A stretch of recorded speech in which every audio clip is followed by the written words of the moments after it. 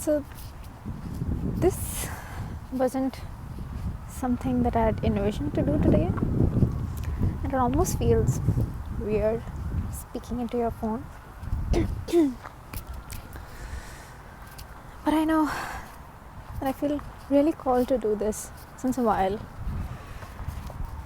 and I think right now is the right time.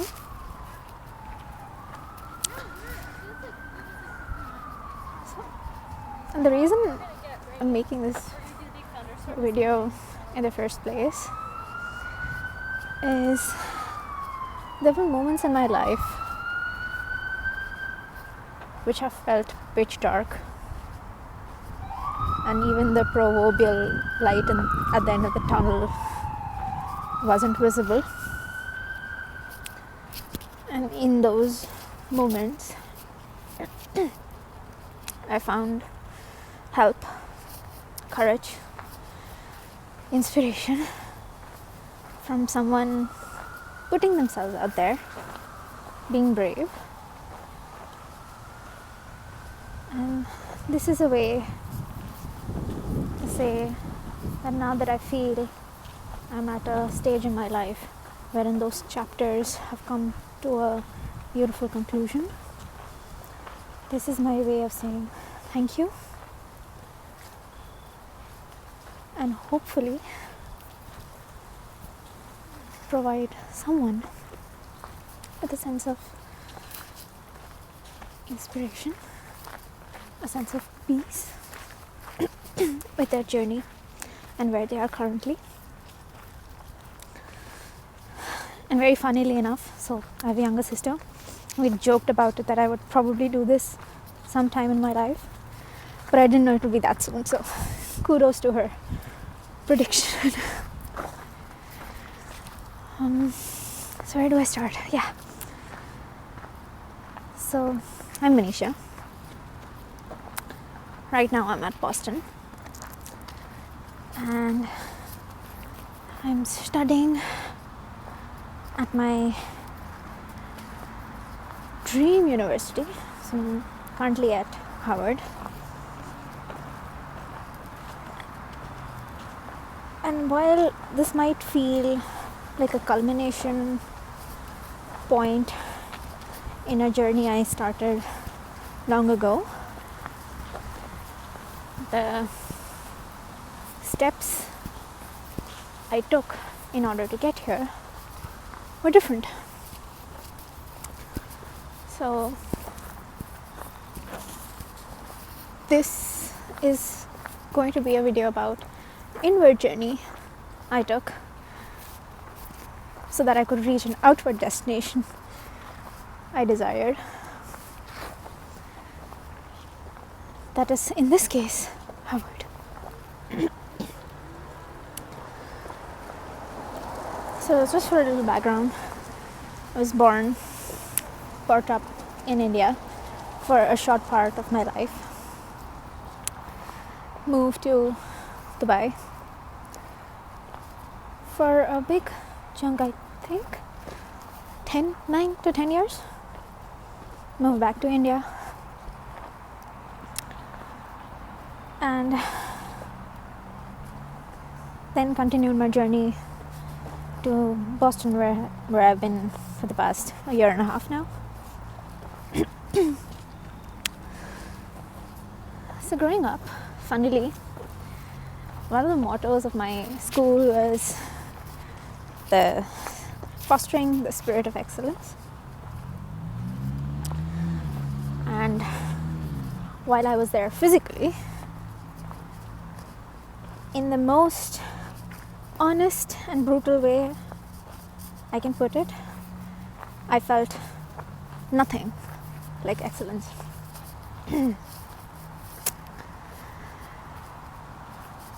While my journey growing up in high school was challenging on a lot of fronts, the main battle that I had was constantly internal. So outwardly, I'm at a place where that generates exceptional students, right? exceptional people, exceptional thinkers, people who go on to create impact. And I felt constantly as if it was a fluke that I was there and that I did not belong. Now, belonging has been such a big word for me because as someone who feels emotions, vivid imagery and depth to her absolute core, I searched for this beautiful internal feeling in external symbols. So belonging for a time meant showing up to school. Just showing up. You're going there, right? As I started to grow and understood the importance of achievement, as we all do, it shifted to getting accolades, striving for medals, getting grades. And that was how I started to feel belonging. While this quest was going on, I used my external world as a way to check my reality, as we do, right, from our senses. It's a good way to check where I was, who I was, in terms of my 5 senses: touch, smell, sight, taste. I hope I got them all. So while that was happening, I remember a class. So I took Sanskrit, right, as a in high school to learn as my, I think it was 3rd language at the time. And when I took Sanskrit, in one of the lessons, lectures that the teacher was teaching us, left a really important, profound impact on me. And that was the lesson of not being bound to our 5 senses and being governed by our consciousness. Now, given the life journey I had, I was born for like a year. I was a year old and we moved to Dubai. And so I was pretty much, as we say, did not belong there. This theme might pop up multiple times. So while that journey of being in a different country, in a different culture, got me detached to who I was. In Sindhi, by the way. That sense, that feeling lingered, and it manifested in different ways, in different themes throughout my life. And the first chapter, going through school, was the same, that I developed a sense of not belonging, right?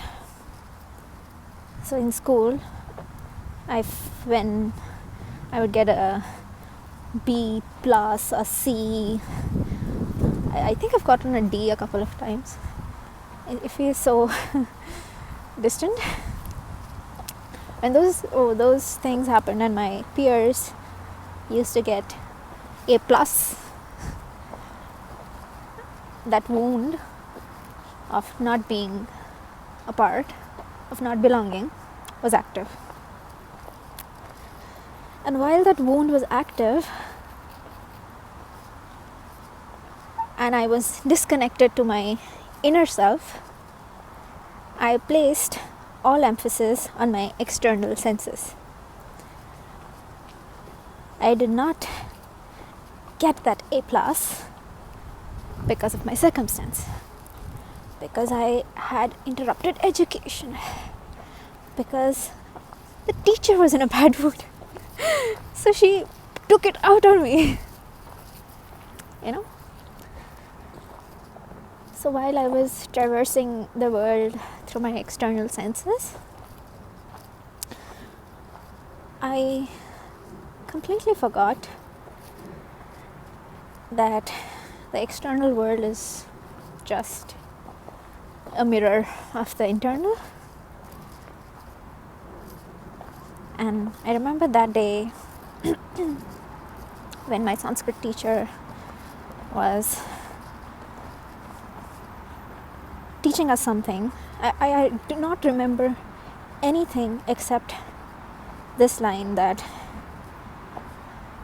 we are not supposed to be slaves to our external senses, and that we're supposed to be internally guided. I felt strangely drawn to that statement, right? I still had no clue what that meant and what it would pertain for the next chapter of my life, but it did give me a sense of personal responsibility, that if my experience of life is an internal choice, can I not make a different, empowered choice? So that was the first time I switched from being a victim to being conscious of who I was.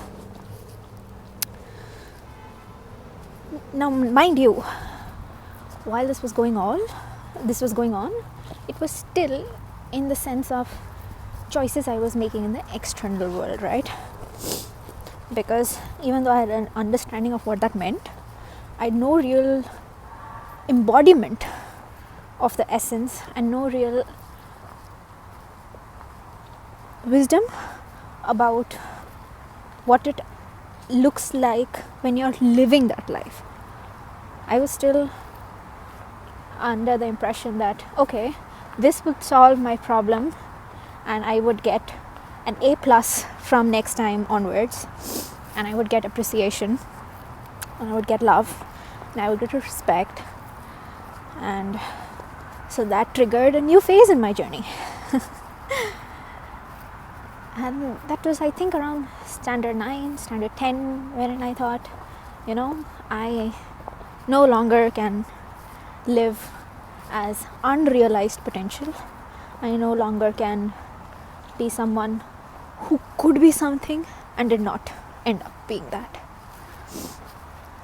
Because I think around that time I'd also begun understanding how precious life is, and that with all its triumphs and pitfalls, just the probability of a particular fertilization event happening and me taking birth was such an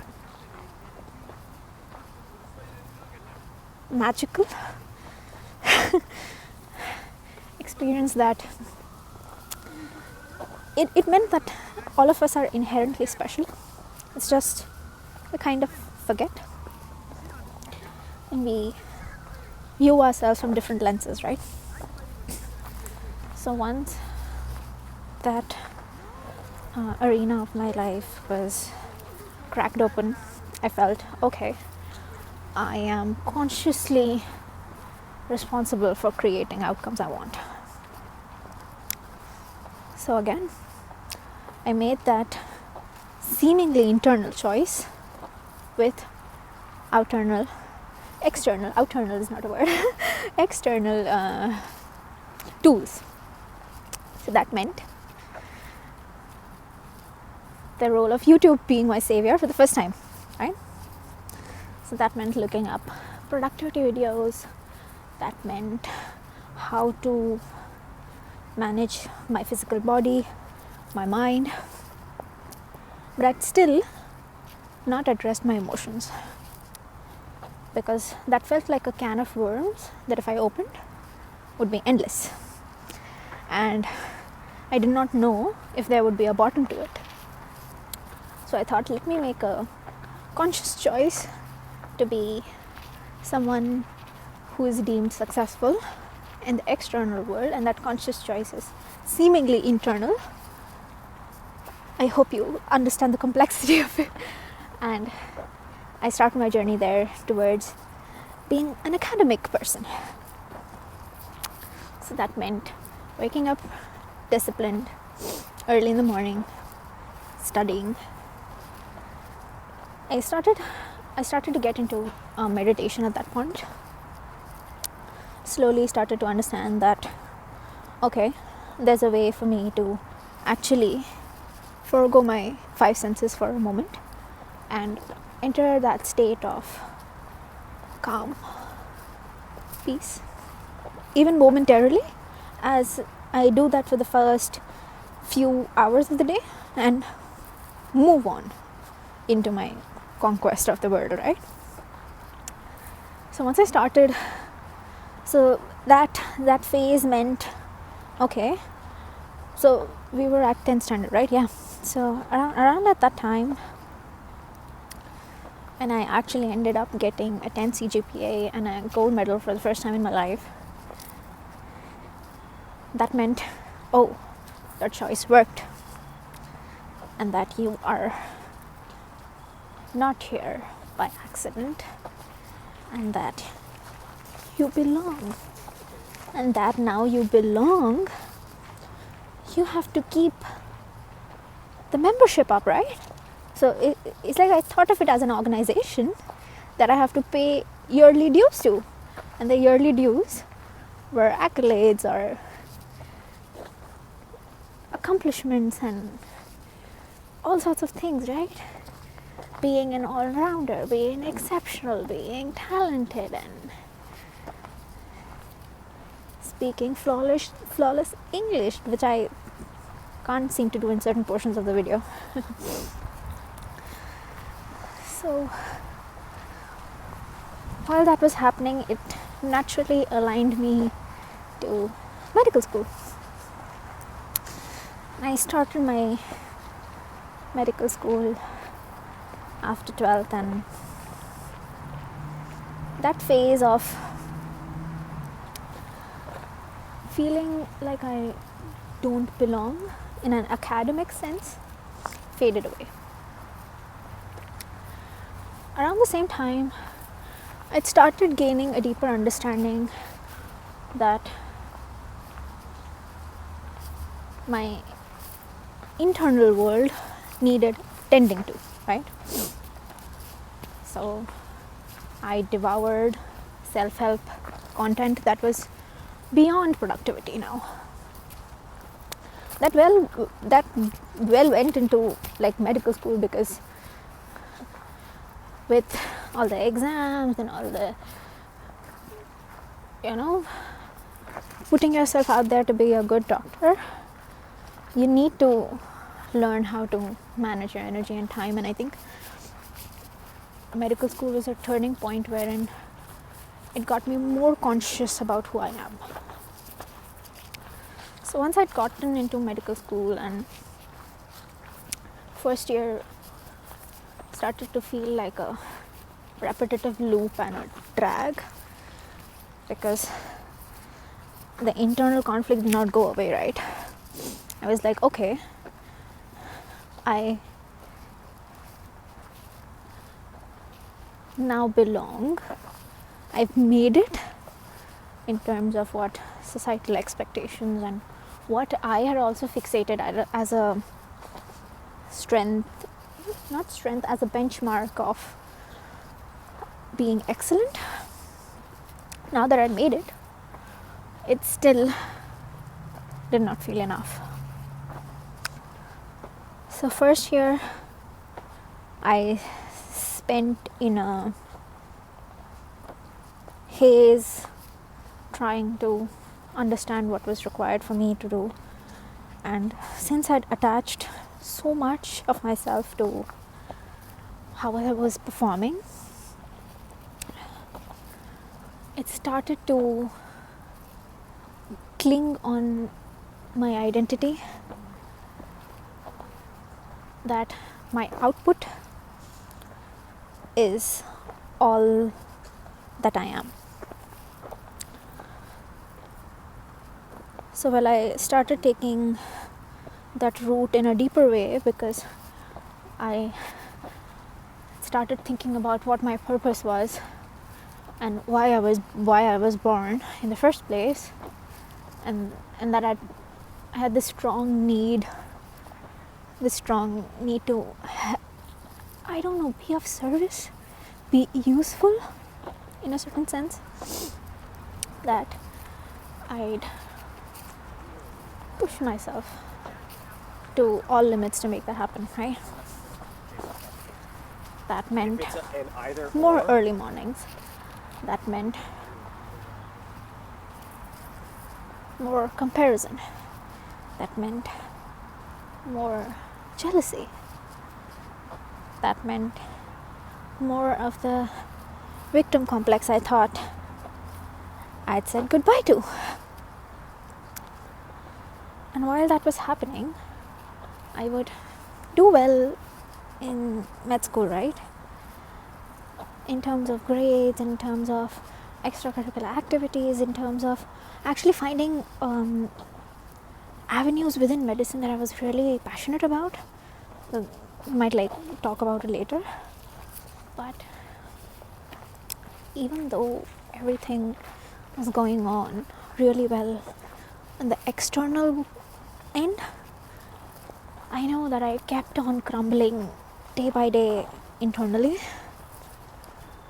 and that sense of not being enough never went away, and I'd gotten into another cycle of identity crisis, right? That I made it to med school, I did not feel enough. So I doubled down on what I knew, right? Doubled down on what I knew. I thought it would go away.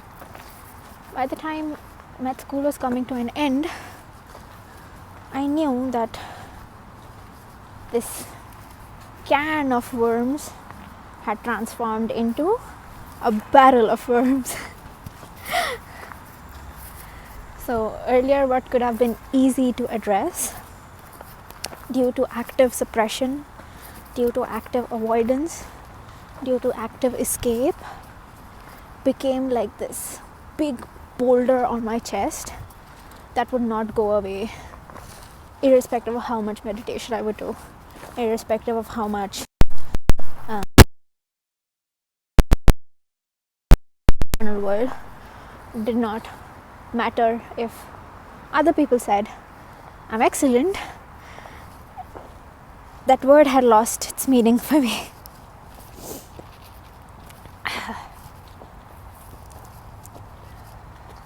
After med school ended, and I think during the time that I was just on the verge of completion, I'd started to get an internal nudge that I do need to address my internal world, right? That it was time, but it felt so difficult because the bird moves on, because the race never ends, and if I do not keep up, I might perish. And those thoughts again made me choose the external world over my internal self. At the very end of med school, I knew that I couldn't go on any much longer.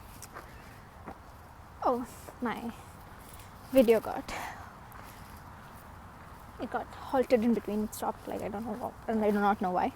But as I was saying, that towards the end of med school, I realized that I no longer can go on not feeling what I was feeling, whether it be grief, sadness, joy, anything, because I'd come to a point where I'd become numb to all emotions because I was continuously choosing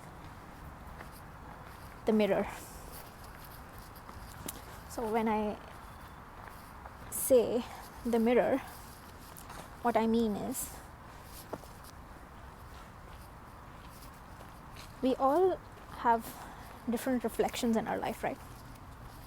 So there might be a mirror wherein you see your relationships through, right?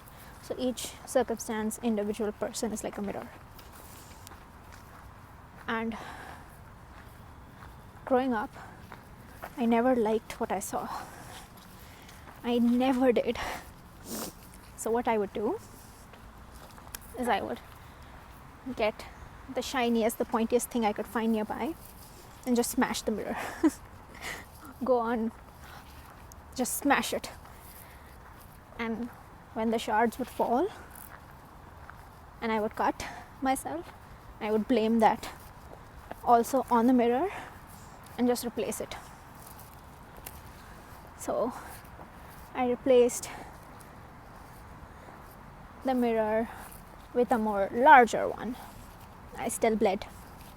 I replaced it with a smaller one. I still bled. I replaced it with a rectangular one. I still bled. And after a while, I stopped looking into the mirror, right? Because I did not like what I saw. And I was not at the state wherein I could take responsibility for it then. But towards the end of med school, I came to a point wherein I had to take responsibility. Because when a wound festers, it's always good to clean it up when the cut is fresh, suture it up, remove debris, any tissue that is dead when it's fresh, then sweeping it under a bandage, not looking at it, it won't make it go away. So I understood that everything was a reflection of my internal reality, of what I felt about myself, what I thought, who I was as a person, that still did not give me courage to face the world, right? So I started to, one day I decided to, how mirrors are made, like a sheet of glass needs like a coating behind it, as far as I know. And so one day I thought, what the hell, let me scratch it off. So I started to peel the layers on the mirror that were on the front, which is my perception, right? And while I did that, I started to peel the coating behind it that actually made it a mirror in the first place. And I saw it transform into a sheet of glass. And when I viewed world through that sheet of glass, I actually understood what it meant to embody that your external world is a reflection of your mirror, because I'd stopped seeing that sense of separation, right? I'd stopped seeing that sense of separation in people, places, things, and I started to feel connected with something greater than myself. For once, I'd stopped feeling like I'm a singular unit and that I was a part of a conscious whole. and that if I was a part of the conscious whole,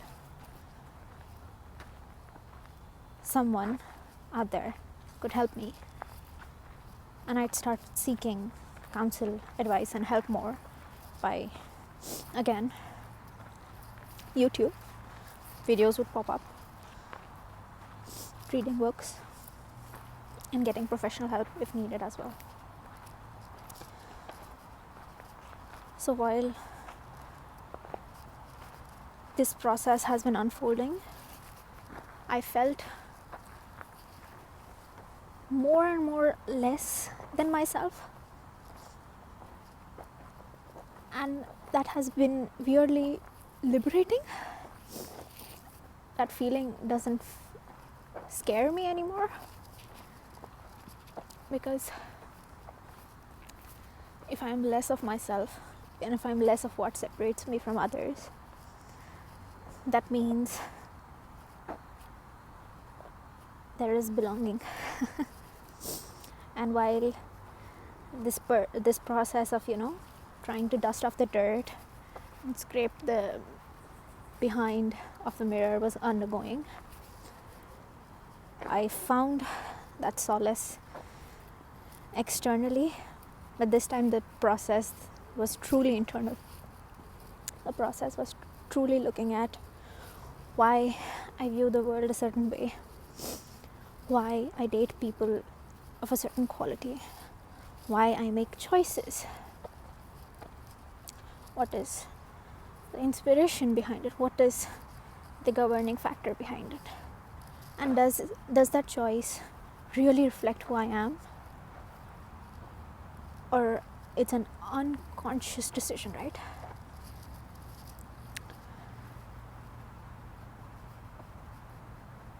What I mean to say by this long, convoluted monologue is that you truly have everything you want within you. If you go into the deeper layers of your being, you will have truly what it is that you want, you desire, and you will find it in a way that honors yourself instead of sacrificing yourself. I got my dream that I wanted for a really long time, but I did it in a way that I sacrificed myself, right? And I implore you to go through that journey of the dream that you want, of an external thing that you want, because that too is a reflection of an internal desire, right? For me, it was to be excellent. So while you make that journey, don't forget to go back to your inner compass. Don't forget to go back to the source of it all, that is you. And often when you peel back those layers, the proverbial dust of the mirror and the shielding layer behind that makes it reflective, you will often find things that are not pretty. But it's okay. Even that ugliness is shared. It's not something that you're the only one going through. That's the beauty of it all. That at each stage of your life, you belong to a different subset of yourself, of your version, and people, places, things. And while that's happening, there's always the chance of changing your subset. So while I look back to the younger version of me, I know that she made choices with the tools, the information that she had available, and she made them with the best of her ability, and I have grace for that, right? you cannot know, or you cannot learn if you don't go on that journey, right? So while I implore you to go on that journey, have guideposts to keep you on that journey so that you do not stray away from it. That's all.